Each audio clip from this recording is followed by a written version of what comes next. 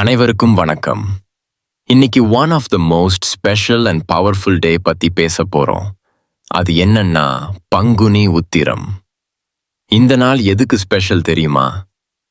முருகப்பெருமானின் most important ஃபெஸ்டிவல்னு சொல்லலாம். இந்த நாள்ல thousands ஆஃப் devotees காவடி சுமந்து பால்குடம் ஏந்தி முருகப்பெருமான வழிபடுவாங்க. பட் ஒரு டவுட் வரலாம். இந்த நாள்ல முருகப்பெருமானின் அருளை பெற என்ன செய்யலாம்? முருகனை மட்டும் வழிபடலாமா? இல்ல வேற எந்த தெய்வங்களை வழிபட்டா கூடுதல் புண்ணியம் கிடைக்கும்? என்ன செஞ்சா முருகப்பெருமானின் கம்ப்ளீட் பிளெஸிங்ஸ் கிடைக்கும்? இந்த வீடியோல இது எல்லாமே தெரிஞ்சுக்கலாம்.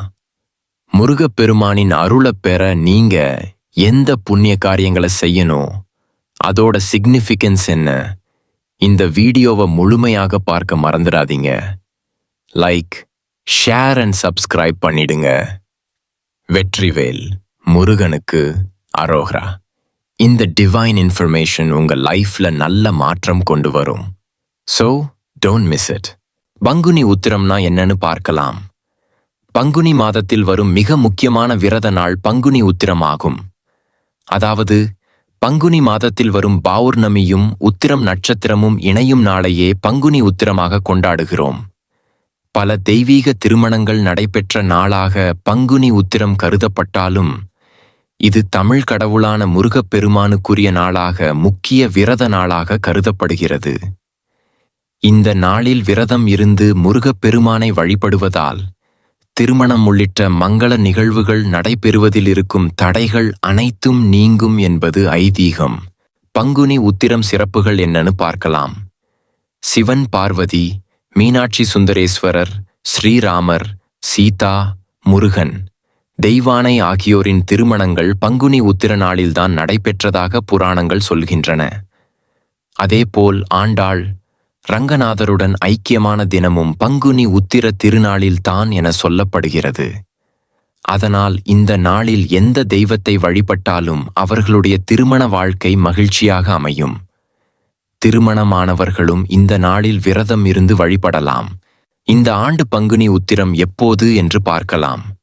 2025 ஆண்டில் பங்குனி உத்திர திருநாள் ஏப்ரல் 11 வெள்ளிக்கிழமை அமைகிறது. ஏப்ரல் 10 பகல் 2:07 துவங்கி ஏப்ரல் 11 மாலை 4:11 வரை மட்டுமே உத்திரம் நட்சத்திரம் உள்ளது.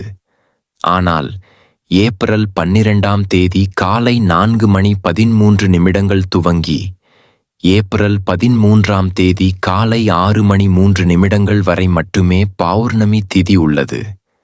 இருந்தாலும் பங்குனி உத்திரம் என்பது நட்சத்திர அடிப்படையில் கொண்டாடப்படும் விரத நாள் என்பதால் உத்திரம் நட்சத்திரம் வரும் ஏப்ரல் 11 பங்குனி உத்திர நாளாக கணக்கில் எடுத்துக்கொண்டு விரதம் இருக்க வேண்டும். பங்குனி உத்திர நாளில் முக்கியமான 6 விஷயங்களை செய்வதால் முருகப்பெருமானின் அருள் நிச்சயம் கிடைக்கும் என்பது ஐதீகம். பங்குனி உத்திரத்தன்று செய்ய வேண்டியவை என்ன என்று பார்க்கலாம். பங்குனி உத்திரம் அன்று கோவிலுக்கு சென்று சிவன் பார்வதி அல்லது முருகன் தெய்வானையை வழிபட வேண்டும். அங்கு நடக்கும் திருக்கல்யாண உற்சவத்தில் கலந்து கொள்வதால் செல்வ வளம், மகிழ்ச்சியான திருமண வாழ்க்கை, தெய்வீக அருள் ஆகியவை கிடைக்கும். கோவிலில் சென்று இறை நாமங்களை ஜபிப்பது மிகவும் சிறப்பானதாகும். அபிஷேகம் செய்தால் என்ன பலன் என்று பார்க்கலாம். பங்குனி உத்திரம் அன்று கோவில்களில் நடக்கும் அபிஷேகத்திற்கு வேண்டிய பால், தேன், தயிர் போன்ற பொருட்களை வாங்கி கொடுக்கலாம். இதனால் தெய்வங்களின் மனம் குளிர்ந்து நாம் வேண்டும் வரங்களையும் அளிப்பார்கள் என்பது நம்பிக்கை. தெய்வ அபிஷேகங்கள் செய்வதால் கர்மாக்கள், பாவங்களில் இருந்து விடுபட்டு மறுபிறவியில்லாத நிலை ஏற்படும். காவடி எடுப்பதால் என்ன பலன் என்று பார்க்கலாம். பங்குனி உத்திரம் அன்று காவடி எடுப்பது மிகவும் விசேஷமானதாகும். முருகனுக்கு காவடி எடுப்பதால் முருகப்பெருமானின் பரிபூரண அருளை பெற முடியும். தெய்வ சிந்தனையுடன் பக்தி பாடல்களை பாடிக்கொண்டு தோளில் காவடி எடுத்து வருவதால் நம்முடைய வாழ்க்கையில் இருக்கும் மன சுமைகள் அனைத்தையும் முருகப்பெருமான் போக்கிடுவார் என்பது நம்பிக்கை.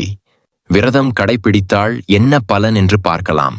பங்குனி உத்திரம் அன்று உணவை தவிர்த்து விரதம் இருந்து முருகனை நோக்கி மந்திர ஜபம் செய்வது, தியானம் செய்வது சிறப்பு. இதனால் உடலும் மனமும் தூய்மையாகி நம்மால் தெய்வத்துடன் நெருங்கிய தொடர்பை ஏற்படுத்திக் கொள்ள முடியும். தெய்வீக அருளால் கடந்த காலங்களில் செய்த தவறுகள் மன்னிக்கப்படும். தானம் செய்வதால் என்ன பலன் என்று பார்க்கலாம்.